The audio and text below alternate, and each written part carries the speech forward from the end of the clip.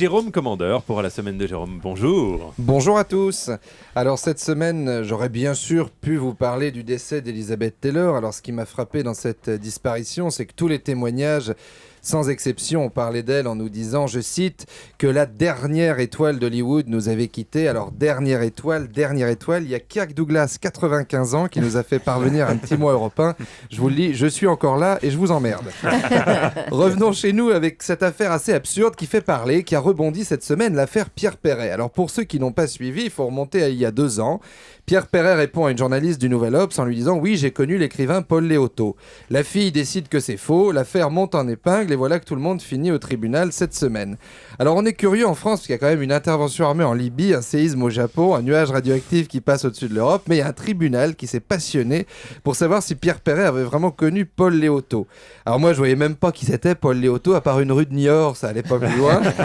C'est ça qui est embêtant avec les noms de rue, c'est que les personnalités qui sont devenues des noms de rue en général à l'oreille, ça fait nom qu'on connaît tous, mais on sait pas d'où, mais qu'on dit qu'on connaît pour pas passer pour un con.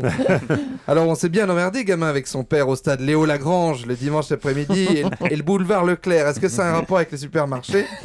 On sait pas. En tout cas, Pierre Perret, lui, déclare avoir connu Paul Léoto et en face la journaliste. Alors, est-ce que c'est parce qu'elle s'est prise une mauvaise note en musique sur du Pierre Perret en 4ème 2 plutôt que de se dire globalement on s'en fout hein, et de regarder sa montre et voilà, de se dire tiens je vais appeler une copine pour aller manger. Elle se dit non, je décide que c'est pas vrai. Mon Pierre Perret, t'aurais mieux fait d'annuler l'interview parce que tu vas t'en souvenir longtemps de celle-là. Elle, ça doit être le genre de fille qui te dit 6 mois après, tu sais, t'as pensé à me rendre mes 2 € que je t'ai prêté il y a 6 mois. Ou quand tu déménages, il y a toujours une bonne femme dans l'immeuble pour dire l'ascenseur n'est pas un monte charge, monsieur. Bah tu le prends bien, toi alors. Gros tas. C'est pas bien méchant de dire qu'on a connu Paul Léoto. Déjà, si Pierre Perret avait voulu flamber, il aurait choisi quelqu'un d'autre. Il aurait dit je me suis tapé Victoria de la haut de la fortune sur un canapé Château d'Axe.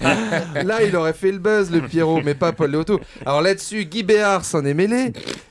Expliquez qui est Guy Béard. Hein, parce que... C'était le Lovi avec sa guitare. Il y a des rues Guy Béard ? Non, il n'y en a pas. Des impasses peut-être.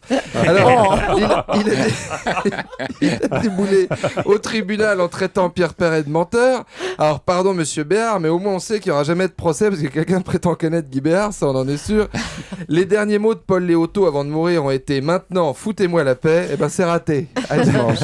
À dimanche, on vous retrouve à 9h moins le quart. 9h moins le quart. Avec Aymeric Caron. Merci beaucoup. Dans un instant le débrief. Stéphane, qu'est-ce qu'on retient ce matin ?